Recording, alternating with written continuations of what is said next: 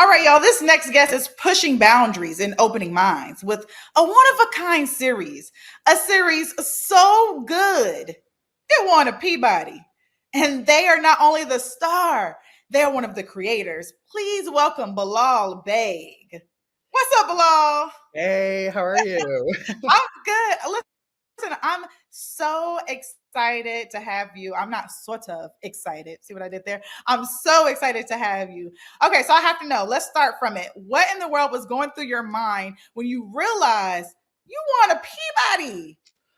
Oh my gosh, yeah. Listen, I've said in a few interviews before, but I thought we were going to get canceled after our first season because I mean, I love that we were able to make this show. Like it feels like we were so uh privileged to be able to right at the start of the pandemic was when we started developing the show, but I thought that, oh, maybe it's people will perceive it as too niche or too like it's not funny enough or something. And then it was for our first season that we won the Peabody, and when that happened I was just like, oh, okay, I can shut up and I can calm down, like it's a very a huge honor, and this was my first time venturing into television, Wow. co-creating it and acting on screen and producing as well. And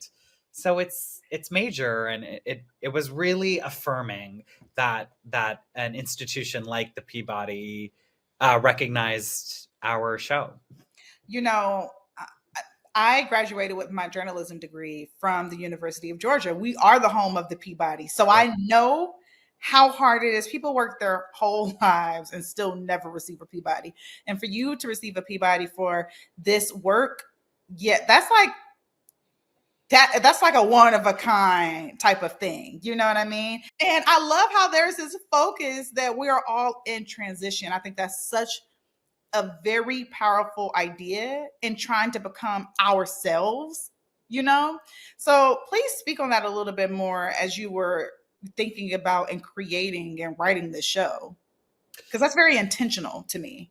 Yes, yeah, completely. I thought at that point a few years ago, um, before sort of was in development, a lot of conversations I was having with other trans and non-binary people in my life, friends of mine, we were kind of talking about like, we're not these like aliens who Mhm. just Yeah. want to change their bodies. That's not what transition is only about. It can mean so many different things to so many different people, and the word transition applies to cisgender straight people.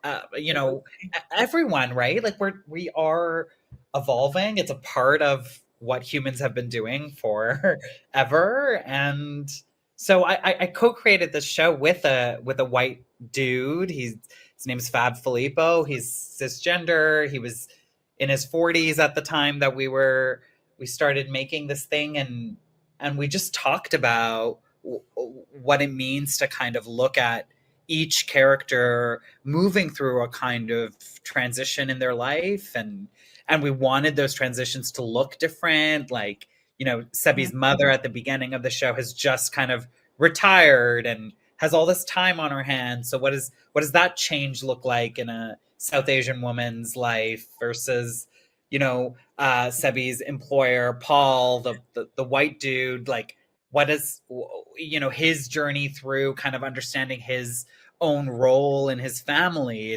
Is a kind of transition, So yeah, we were really, really intentional about that. And it was so much about if non-trans people can start to embrace that word, apply the word transition to their own life, it could create a real kind of meaningful empathy for trans and non-binary people, that we aren't so different actually. And that felt really important.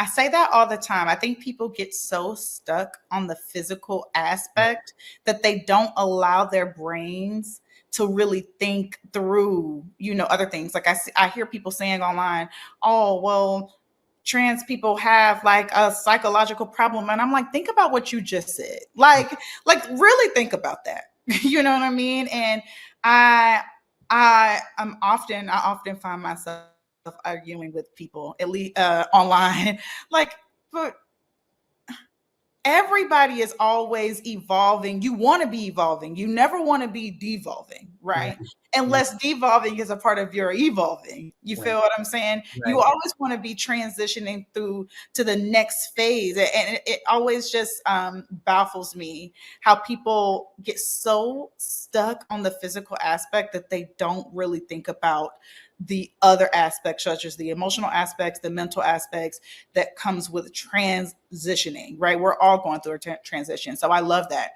Do you feel a lot of pressure being a trans actor right now, or do you feel a sense of it's time? I've asked a few Mm. of the people that.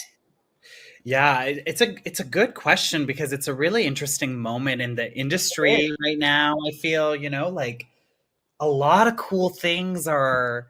I was just watching The Brother's Son, Michelle I'm gonna Yeoh. watch it. Yes, I cannot wait to see that. I'm gonna start today. Yes, there's space being made for such culturally specific storytelling that's like, I don't know, feels really new and fresh right now to me, and it feels like it's the work of all our predecessors before us, the work that people have been doing to kind of bring these walls down to let us have chances to kind of be really authentic in our storytelling. I think we're in that moment right now. So part of me is like very excited. I mean, the fact that sort of even exists in this television landscape, that we took some space and we got to tell our story for 3 years. I think I'm gonna be forever grateful for that. But at the same time, I think there's a realness in the challenges of like the dark side to representation, right? Like the pressure that gets put on one person to kind of be the spokesperson for all, or the ways where kind of I imagine people like this thing about comparing, if you're a trans feminine artist, so you'll be compared with the other trans girls around you, or black artists, and Mhm. people get kind of getting pitted against each other. I think is a thing that is real, that continues to happen. So I'm hopeful, but I'm kind of cautious at the same time, because I do think that there's more work to be done in terms of who has the power and how Absolutely. that power gets used on creative projects. What do you want people to take away from this final season? I can't believe it's going to be the final one, but at least I know when I start, I can. I'll be like, okay, Portia, you're about to go on a journey for 3 seasons. I'm excited. Yeah, totally. Well, it really is the culmination of that initial question we set out with around looking at how everyone is in transition, and I think I really love what we did with this final season and what the characters get to do and who they kind of become in this third season. So I really, my hope is that people continue to kind of reflect on this notion of continuing to change and investigating ourselves, like forever being curious about who we are in each moment, and how we change constantly. I love that. Any spinoffs? Any talks of spinoffs? Any other creations up your sleeve? Because from everything that I've seen as I've done research, there are a lot of different characters that could have Right. their own story. Yeah, I mean, listen, right now there's no talk Okay. of that. I'm it was such an intense experience. I was co-show running and executive producing and writing and acting, and I'm just taking a little moment to myself to kind of hibernate a bit and kind of figure out what the next big creative project is, but I love these characters, and also these actors. These Yeah. actors who played these characters are seriously wonderful, loving people. So I think they all deserve the world.